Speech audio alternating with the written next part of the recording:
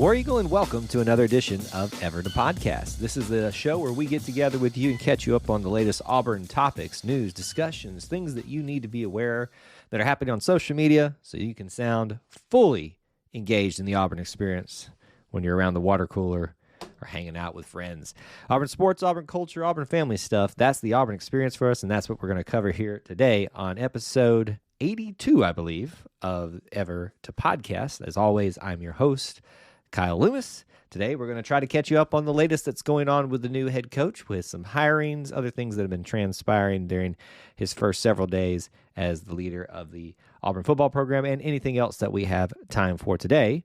So let's get started. Let me first start by acknowledging it has been a minute since we have been together in this format. Obviously, we've been keeping you up to date in our main podcast, The Auburn Experience. War Horses has been going on while they were actively having meets for Auburn Equestrian.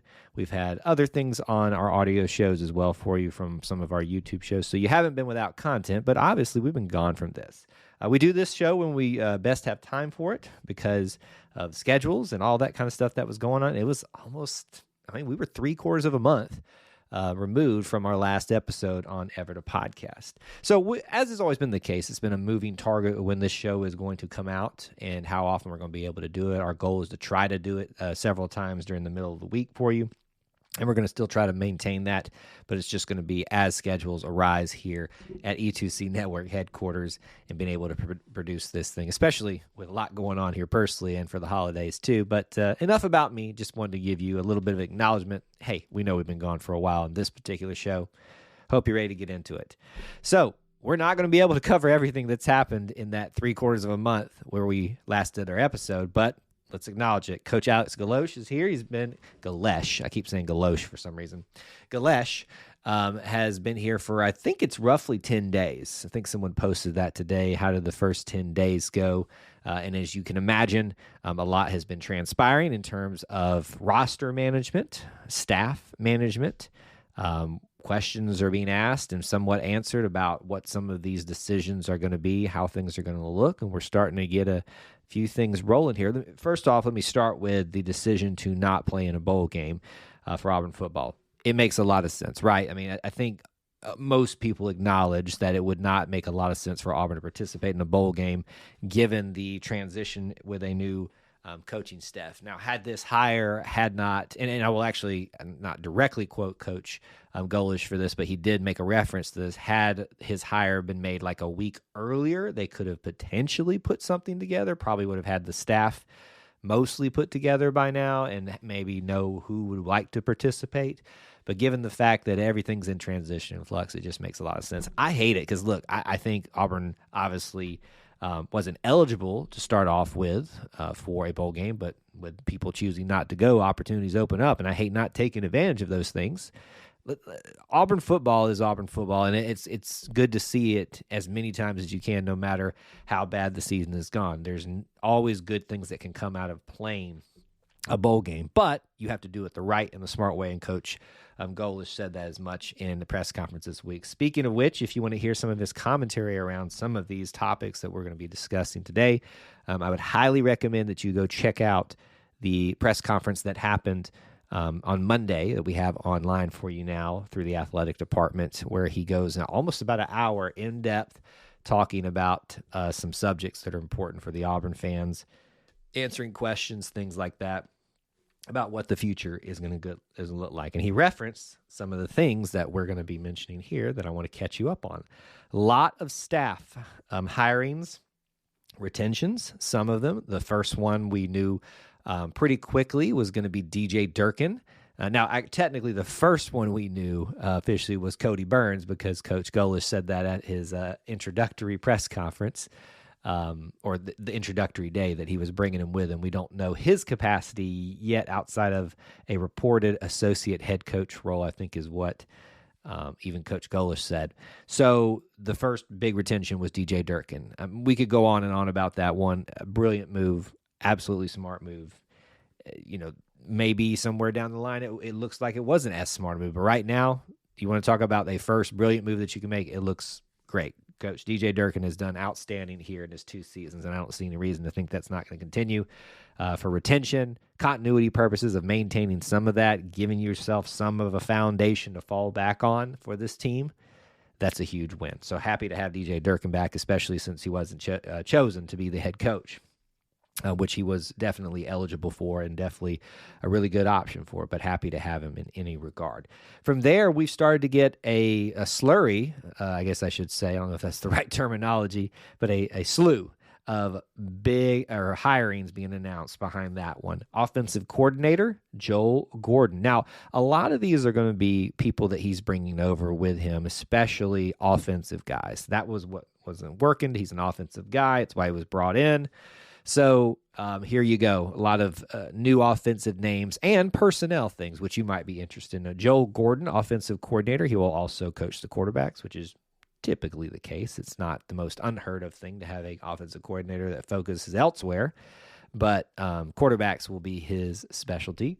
Tyler Hudenick will also be your offensive line coach, but also have the role of run game coordinator. That's another hire that he's bringing over with him. Brad Wilson will be a defensive assistant. I haven't specifically seen where he's going to fill in some of those roles, but he's at least been named a defensive assistant. Right now, I think based off what we're seeing, I'm going to guess it may be safeties, I think is the opening that potentially will be there. Andrew Warsaw, general manager. So this is that role that was by Will Redmond. It was probably the one decision so far, a couple of decisions so far that a lot of people were kind of on the fence about. They really liked having Will Redmond or Kenyatta Watson for recruiting. He had some other titles as well, but those are some names right there. Let's keep rolling through these here real quickly. A big retention, I think a really good one for a young up-and-comer, Vontrell King-Williams, defensive line. And I'm going to butcher some of y'all's names. I'm so sorry. George Corrades, director of football performance, Hardeen Harper, executive director of recruiting, Terrence Cannell, director of applied science, John Allen Stone, director of football administration, and Frank Valasse is associate director of football performance. I'm trying to get all of these roles correct on here that have been listed out there. I know this is just list right now, but hopefully it'll give you some perspective of people that are going to be here. Those were like all the ones that were announced all at one time. And now we've been getting a little bit more of the smaller ones one at a time.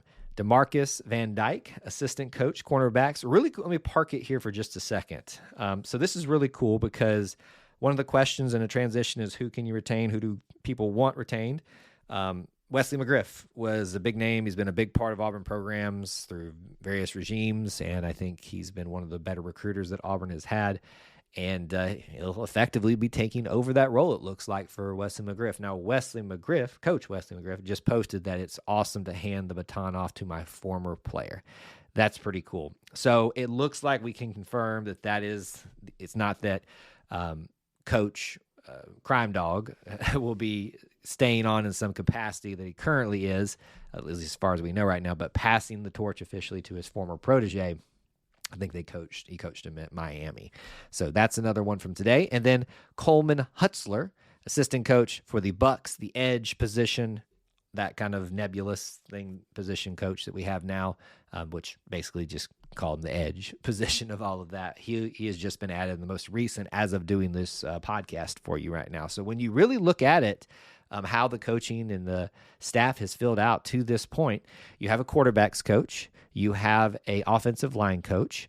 Coach Golish has been known as a tight end focused guy in his past, so would not shock me to see him be maybe he focuses a little bit on that, but maybe he still brings in a coach for that. I believe his special teams coordinator announcement will be coming soon.